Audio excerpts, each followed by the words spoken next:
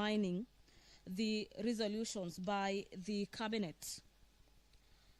Under charge number 3, again on gross violation of Article 6, subsection 2, Articles 10, subsection 2A, Article 174, and Article 188, and the 4th schedule of the Constitution, where the Deputy President is accused of undermining devolution.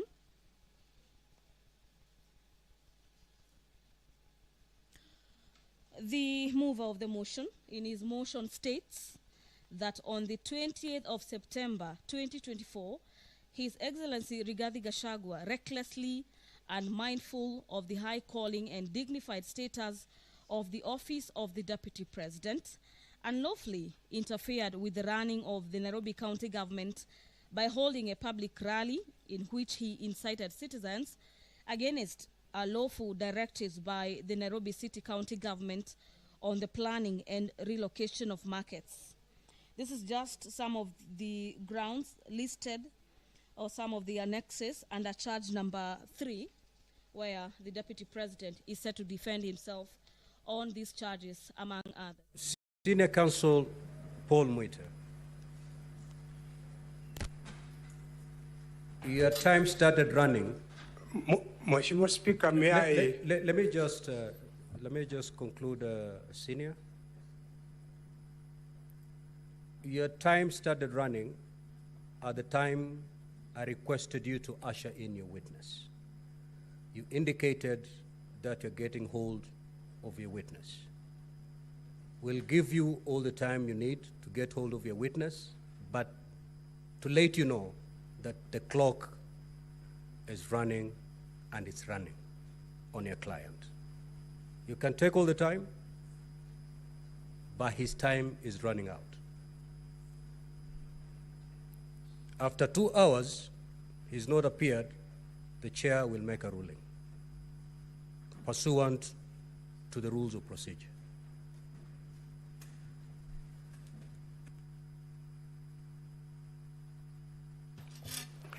Mheshimiwa Speaker, may I start first and foremost by expressing apologies and regrets that the Deputy President is not here, and by not being here, the inconvenience and delay caused to Mheshimiwa Speaker and to honorable senators.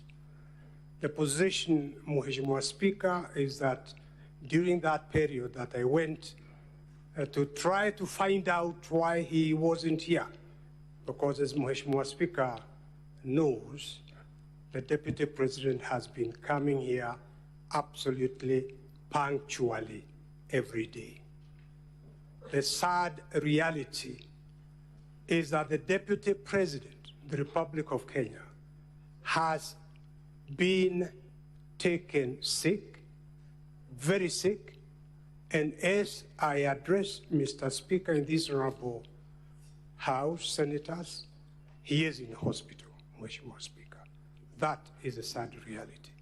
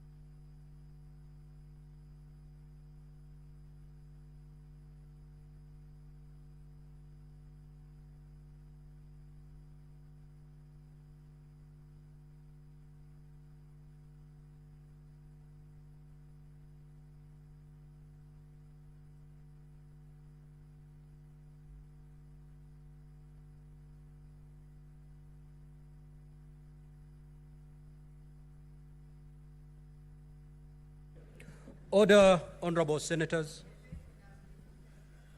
Order, honorable senators. Senator Kajuang. Now, Counsel for the National Assembly, you have had Senior Counsel Paul Mwite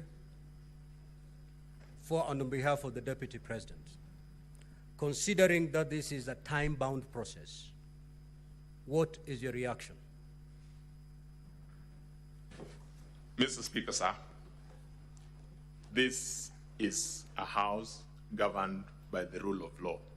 We truly empathize with the difficulty that His Excellency, the Deputy President, has found himself in. But, Mr. Speaker, sir, pursuant to Rule 11 of the rules governing this process, if I may, with your permission, maybe Counsel for the National Assembly. Yes, Mr. Speaker, sir. Just take a seat before you make your rejoinder. Senior Counsel Paul Mwite, having said whatever you've said,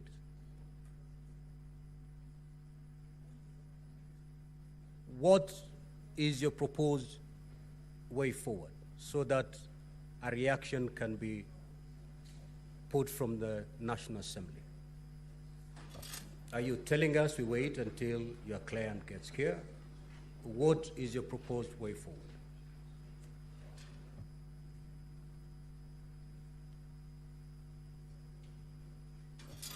Mheshimiwa Speaker, I have just received this information. My proposal is that you give me at least the rest of the day. I would like to go and have an assessment of his situation and maybe even come back here by 5 p.m. Right now, I would like to make an informed sort of situation after I see the Deputy President and I see the doctor, Mheshimiwa Speaker, at least an hour or two. Yes, thank you. Very well. Counsel for the National Assembly. Mr. Speaker, sir, having very keenly listened to my learned senior colleague, Paul Mwite, Senior Counsel, it puts us in a bit of a difficulty because whereas we may want to empathize with the situation, there appears to be no indication from their end as to a specific proposal. Mr. Speaker, sir, this being a House governed by rules, and this process being a time-bound process, I will draw your attention to Rule 11 of the rules of this House. If I may read, Mr. Speaker, sir, that where the National Assembly or the President chooses not to appear before the Senate, that fact shall be put on record and the Senate shall proceed with its investigation without further reference to the National Assembly or the President. But the Senate may, for exceptional reasons to be recorded, permit a later appearance before the Senate by the National Assembly or the President. Mr. Speaker, sir, I think this rule would give us guidance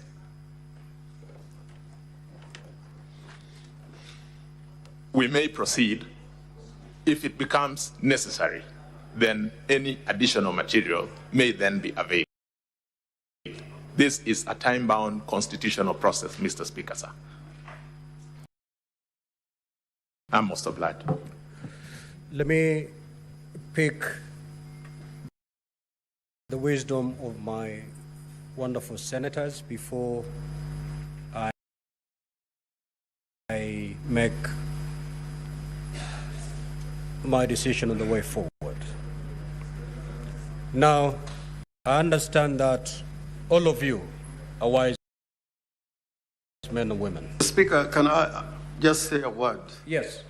I've heard what Senior Counsel Paul Mwite has said, and Mr. Speaker, you have made it quite clear that these proceedings are time-bound. is not so much about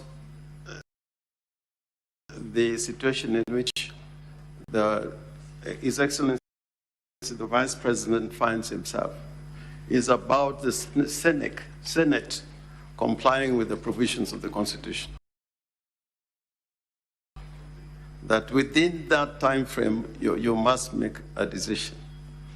Reading the standing orders that my learned friend, Mr. Rick Gumbo, has referred to, it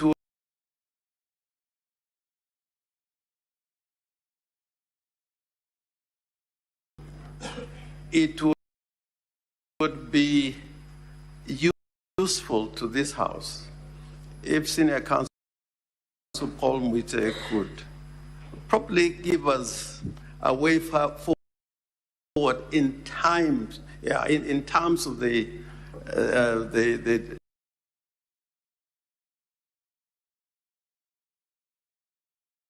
limitations that the Senate has.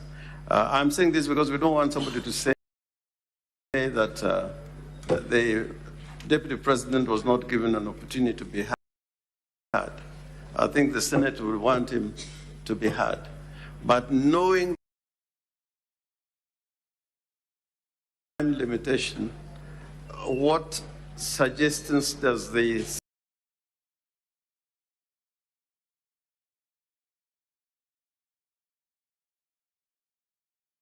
Senior Counsel have to ensure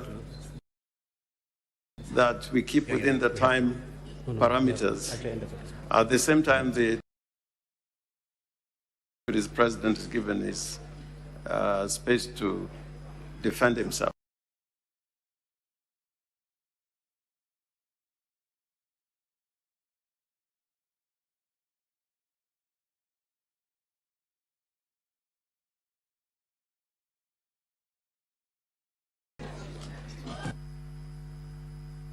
So we have two sides. We have the minority side and the majority side. I will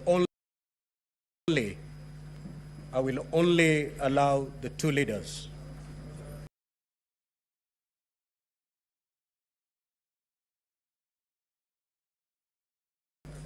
to speak. If you need to consult in the next 1 minute,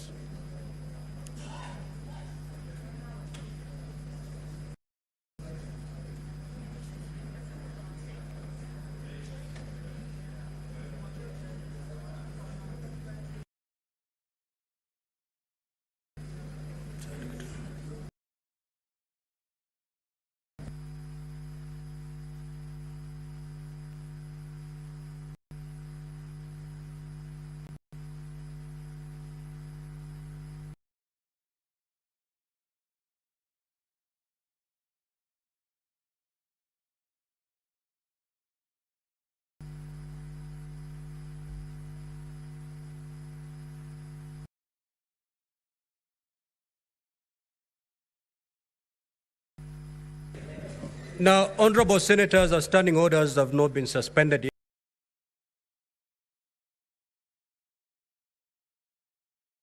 yet. It is only Senator Mazayo and the majority leader. The rest, take your seat. The rest, please take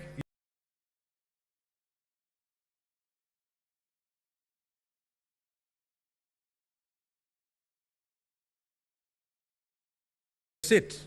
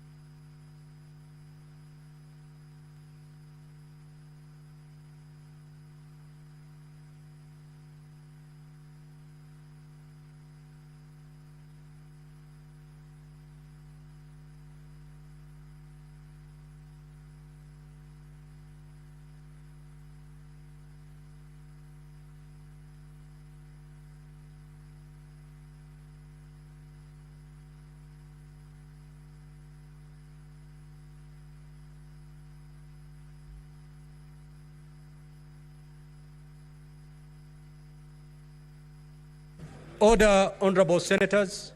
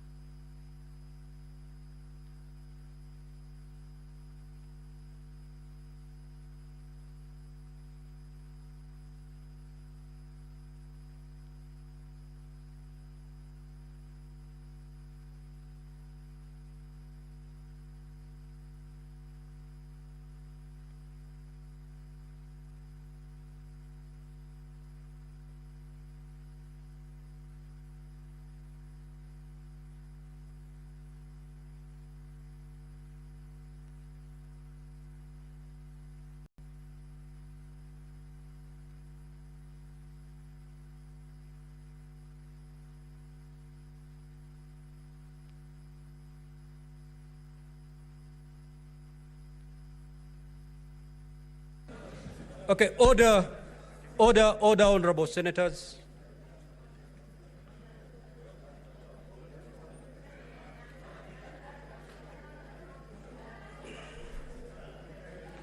Order, honorable senators. Senator Sigei, please take your seat.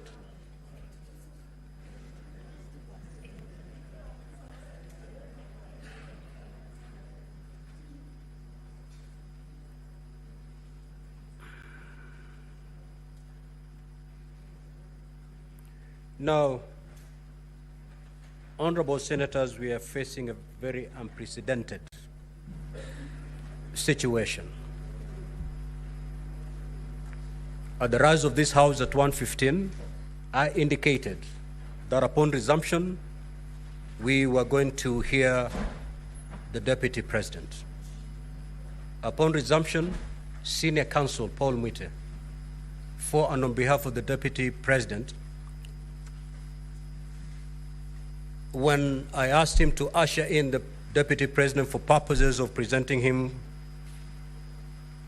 to give his evidence in chief, the senior counsel indicated that even him, he was unaware of the whereabouts of his client, and he asked for a few minutes to go fetch him, wherever he was.